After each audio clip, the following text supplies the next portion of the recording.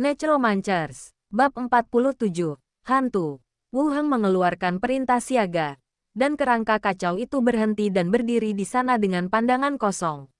Dia dengan cepat berjalan ke tepi dan melihat ke bawah. Setelah memastikan bahwa tidak ada kerangka yang jatuh karena kerumunan, dia menghela nafas lega. Hantu ini sangat sulit untuk dihadapi, dan dia benar-benar mengikutinya ke sini. Untungnya, tidak ada kerusakan yang terjadi. Saya bertanya kepada Jianyi tentang situasinya, tetapi Jianyi tidak dapat berkomunikasi dan tidak menanyakan apapun. Saya hanya tahu bahwa hantu itu tiba-tiba muncul tadi malam, tapi tidak menunjukkan banyak kebencian.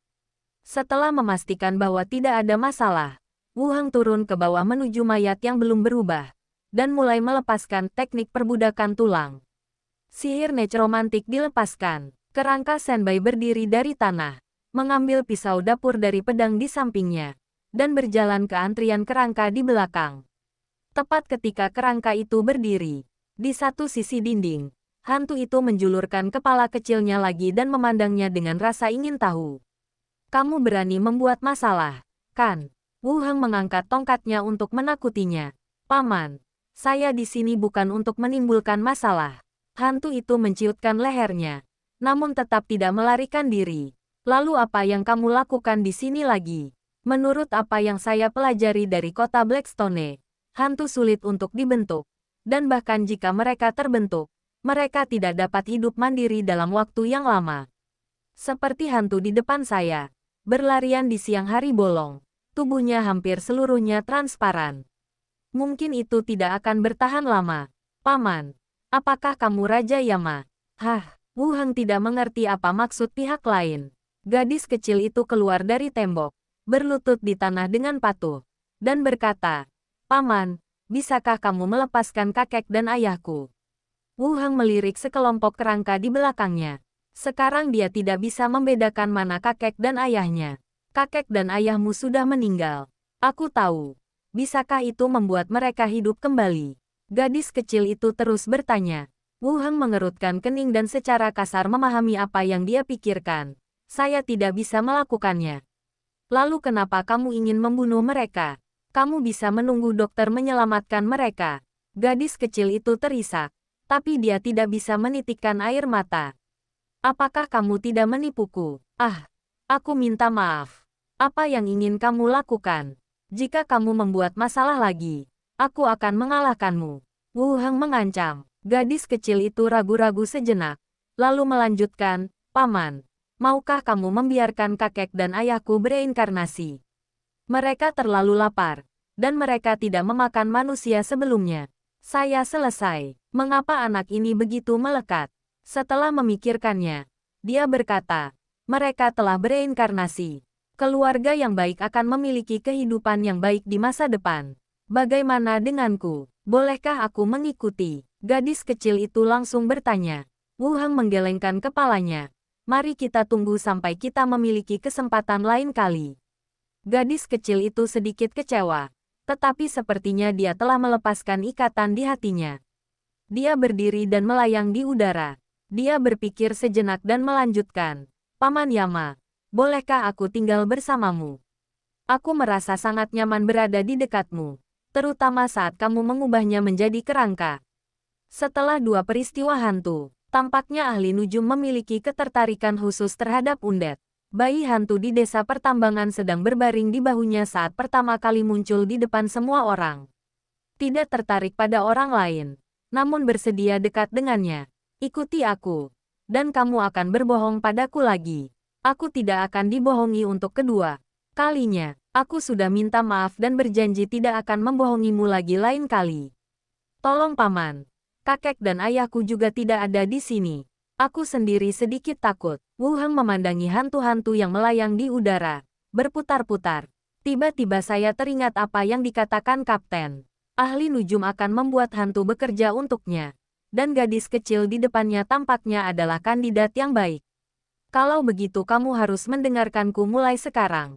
Oke, aku berjanji akan mendengarkanmu di masa depan. Bos langsung setuju. Kalau begitu kamu turun duluan. Hantu itu melayang dengan patuh, tetapi matanya sedikit waspada. seolah-olah dia takut akan tiba-tiba memukulnya. Wu Heng mencoba menggunakan kekuatan mentalnya untuk menyerang lawan. Tanda jiwa gagal.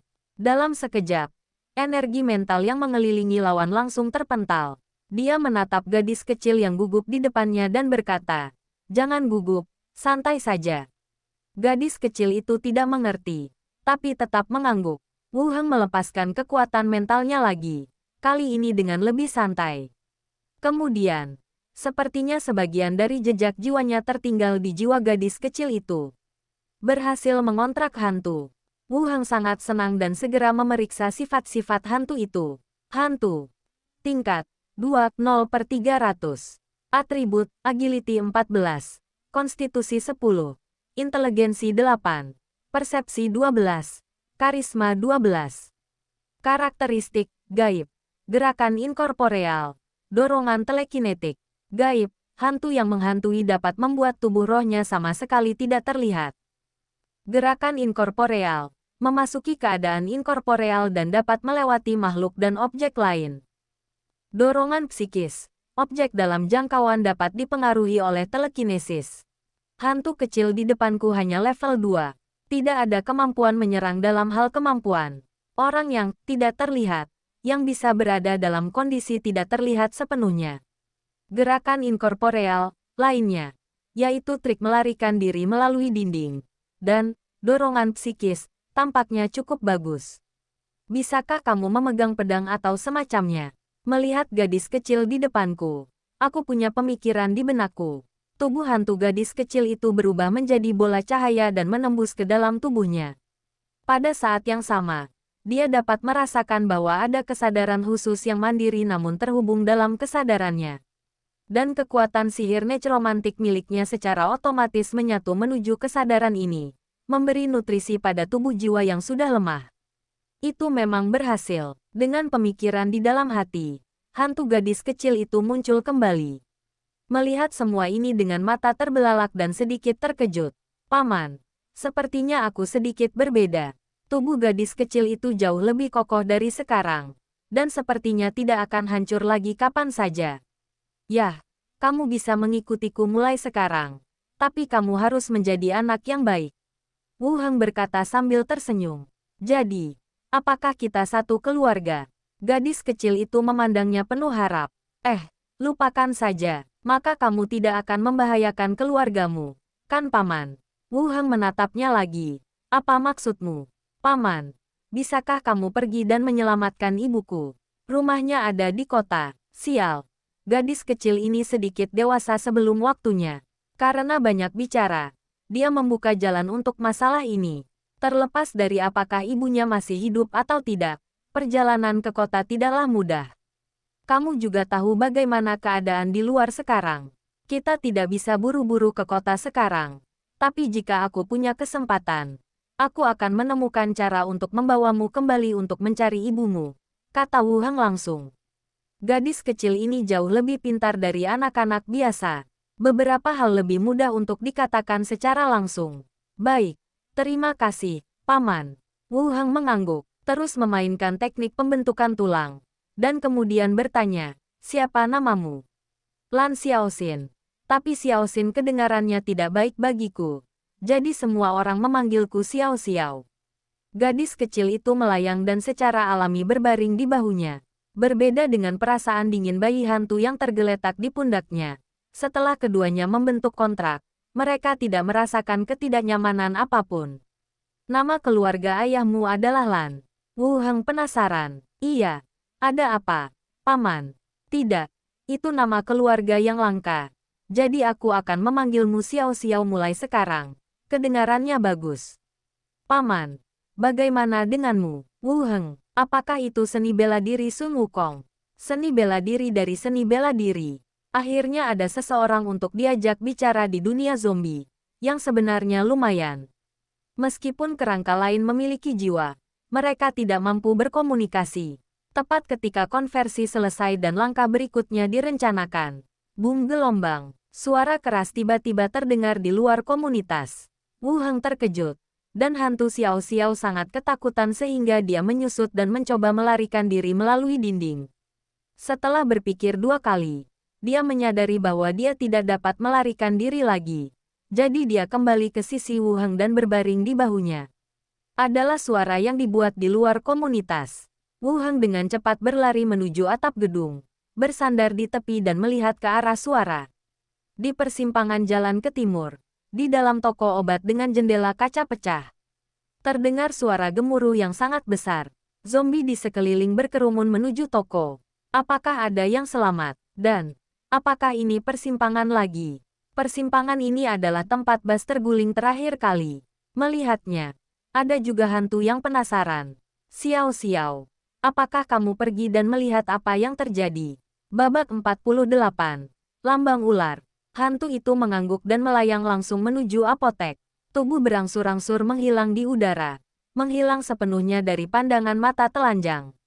Tetapi Wu Heng masih dapat menangkap posisinya. Xiao Xiao langsung menembus dinding dan masuk ke toko obat. Zombie terus berkumpul di sekitar apotek dan berkerumun di dalam.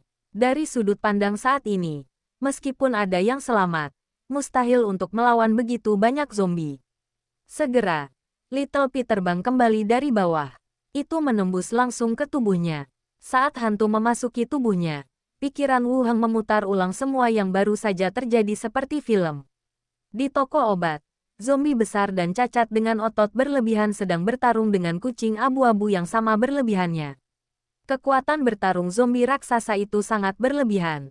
Tinju yang diayunkannya membuat dinding penyok, dan puing-puing berserakan di mana-mana. Kucing abu-abu yang menyimpang itu bukan tandingannya sama sekali. Dan tempatnya sangat kecil. Jadi dia dipukuli berulang kali. Ternyata ada pertarungan antara dua penyimpangan. Itu bagus. Jika yang satu terbunuh, yang lain akan diselamatkan. Wu Heng rela menyaksikan mereka saling membunuh. Lebih baik kehilangan kedua belah pihak dan mati di sana pada saat yang bersamaan. Bum gelombang. Terdengar suara keras lainnya. Melihat ke bawah, seekor kucing abu-abu raksasa yang tampak seperti singa keluar dari toko.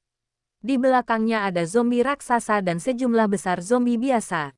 Dilihat dari status keduanya, kita bisa mengetahui siapa yang lebih kuat dan siapa yang lebih lemah.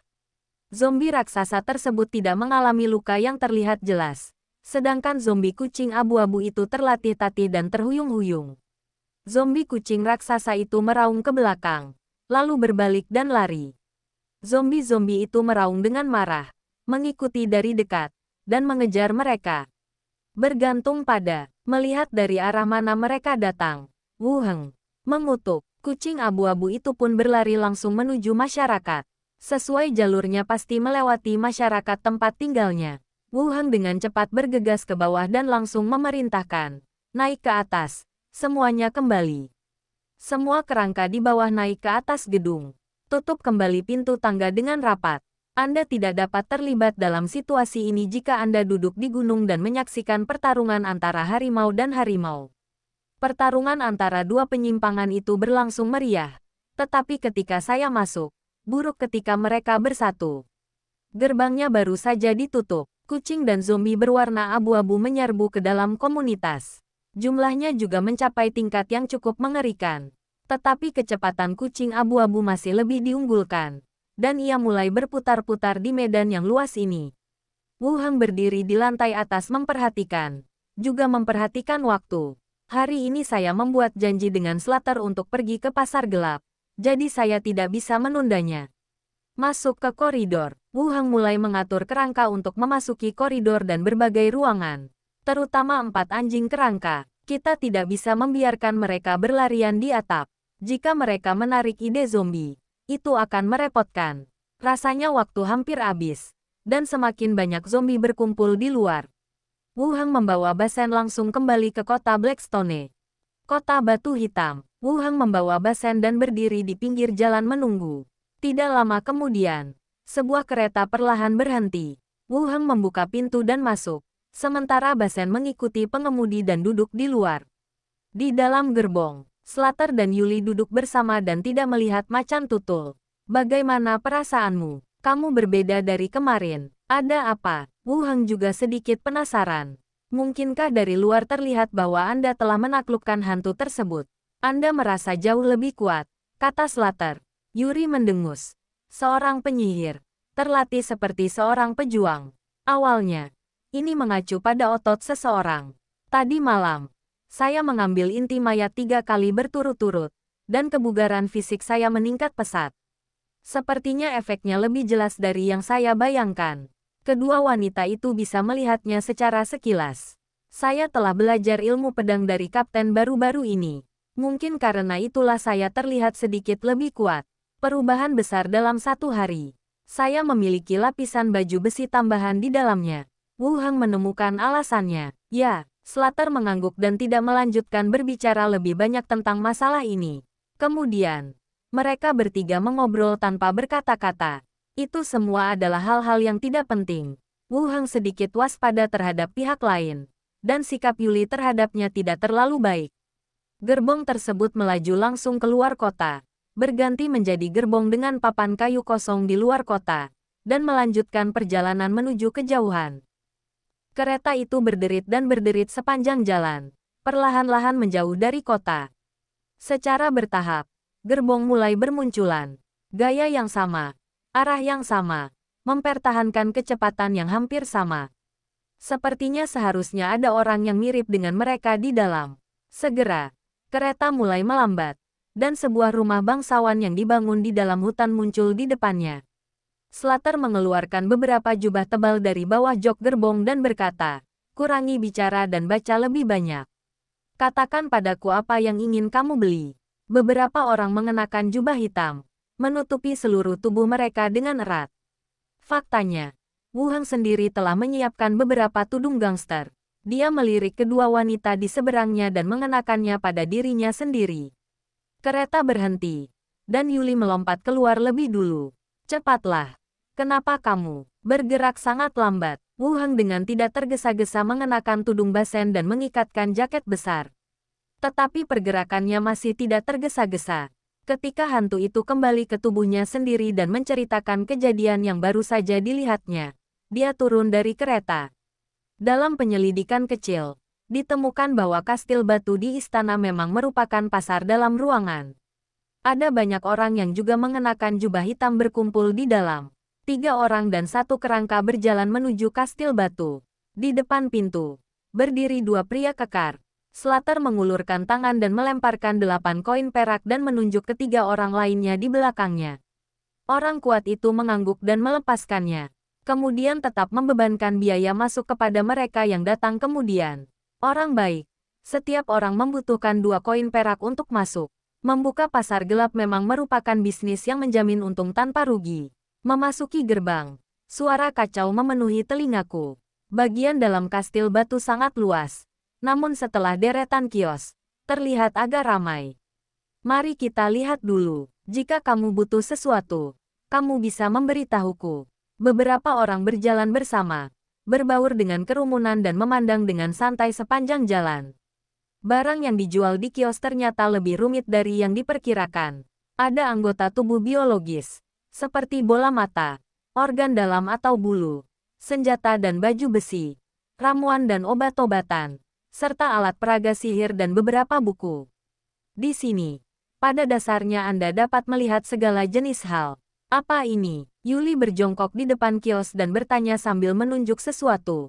Sisik dari binatang bersisik sangat kuat dan dapat dimasukkan ke dalam baju besi untuk mempertahankan bagian-bagian penting. "Bagaimana dengan ini?" "Ini adalah benda ajaib yang dapat melepaskan aliran api." "Bagaimana dengan ini?" Bos tidak melanjutkan menjawab. Dia melihat orang-orang yang bepergian dengan orang tersebut dan bertanya, "Kamu mau membelinya atau tidak? Kamu hanya ingin tahu namanya tapi tidak tahu harganya." Slater menendang Yuri yang sedang berjongkok di tanah. Yuri segera berdiri, berkata, "Aku akan melihatnya lagi," lalu pergi. Di balik layar, bos menggumamkan makian. "Tanyakan harganya setelah memastikan kebutuhannya," kata Slater. Lalu menatap Wu Heng di sampingnya. "Apakah ada orang yang kamu suka?" "Belum. Mari kita lihat lagi." Beberapa orang mengambil setengah lingkaran mengelilingi kastil. Ketika dia mencapai tangga menuju lantai 2, langkah Wu Heng tiba-tiba terhenti. "Ada apa?" Yuli hampir menabraknya. Slater juga melihat ke atas. Wu Heng menunjuk ke tanda yang tergantung di puncak tangga dan bertanya, Mengapa ada tanda kepala ular yang tergantung di sini? Sebuah tanda kayu dengan kepala ular ganas tergantung di puncak tangga. Sepertinya ada semacam kam organisasi di lantai 2. Konsorsium lambang ular dapat menyimpan barang-barang penting Anda di sini. Ia hanya akan mengakui tagihan yang dikeluarkan oleh konsorsium, bukan orangnya. Oh, hanya tanda terimanya.